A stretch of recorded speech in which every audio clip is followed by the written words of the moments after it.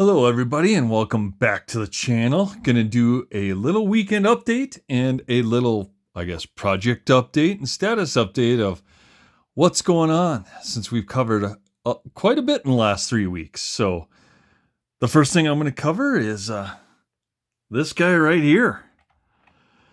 So, I've been called an associated fanboy or what have you, and I guess I should kind of explain why perhaps I'm an associated fanboy. Obviously, being into the vintage stuff, to me, it didn't have any race cars, really. I mean, they had some crap, but not really too much. Kyosho really wasn't out there, at least for me, and where I was at.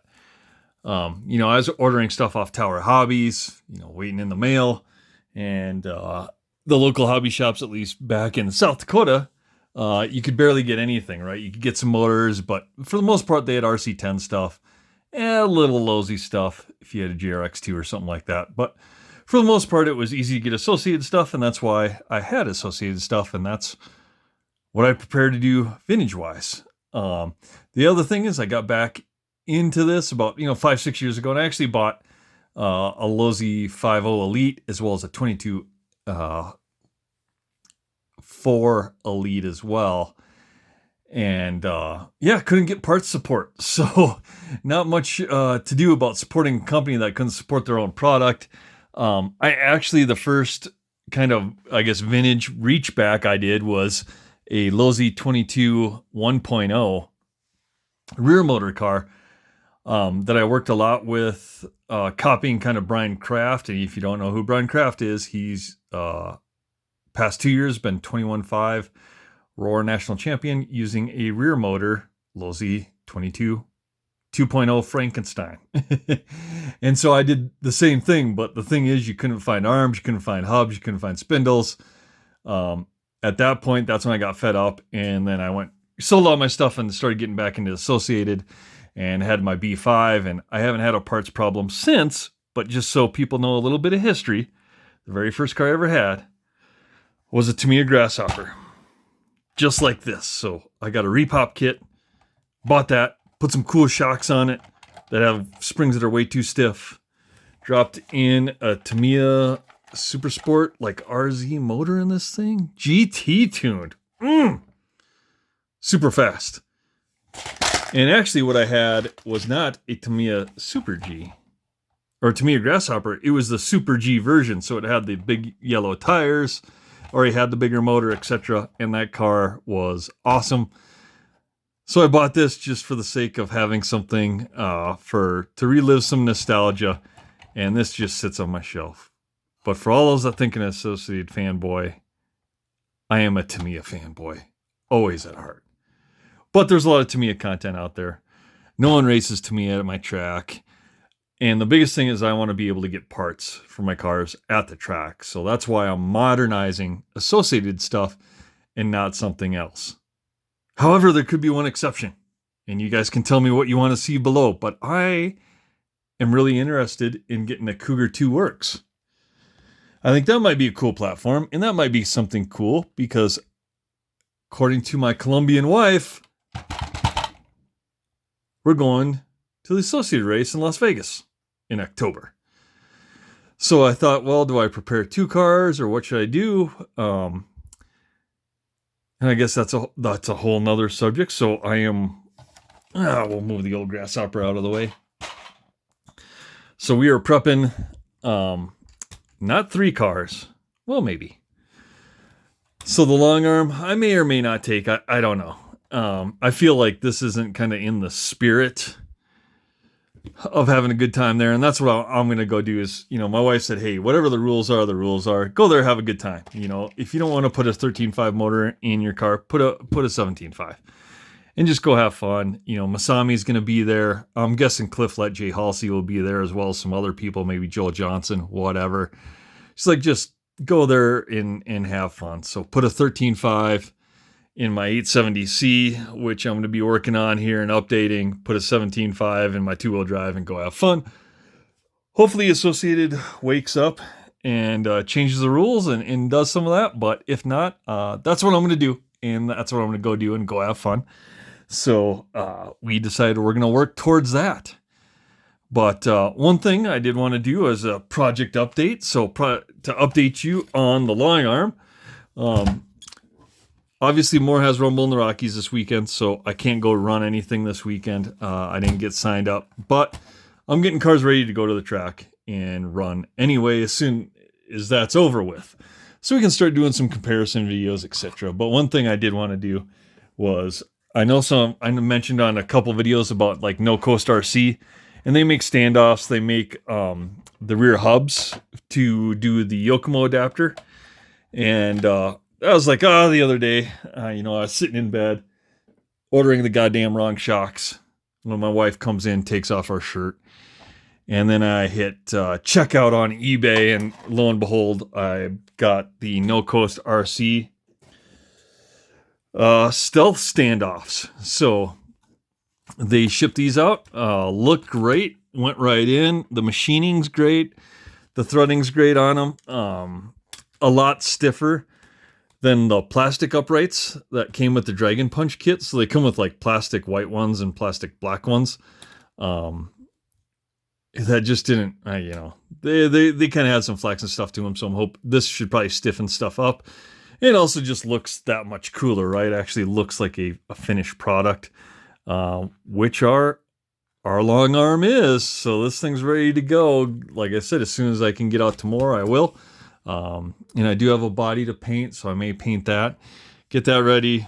Redid a little bit of the winder to try to clean it up as best as possible, but that's about as good as it's gonna get. I'm gonna leave it that way and run it that way. But the one thing I wanted to bring up was, not only did they process the order fast and ship it out, but I think the cool thing is always, like, Go Fast Hobbies, sends candy.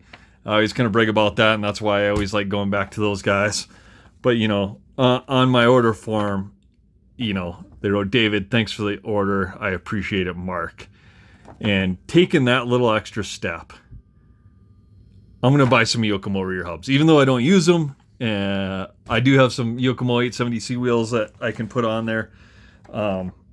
Just that little note of appreciation.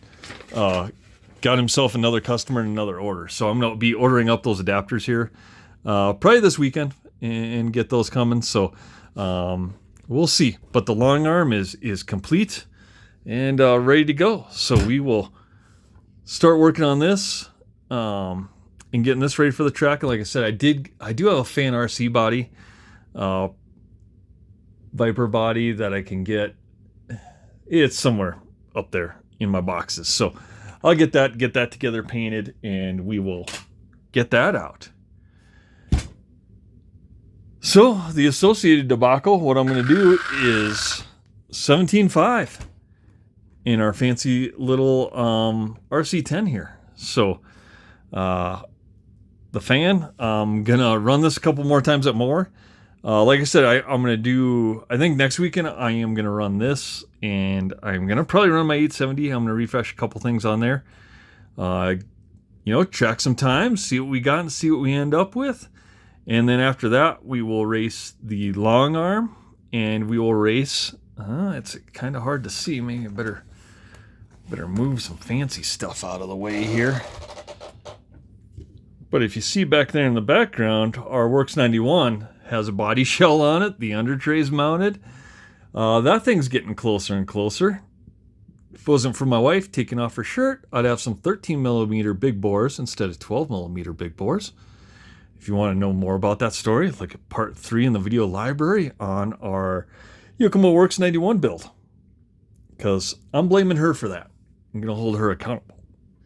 So, and we have tires and slicks ready for that too. So when we run this, the 870 next weekend, along with our RC10, I'll be taking that and the long arm the following weekend, and we'll do some comparison with some lap times and everything there. And then we will take, I don't want to,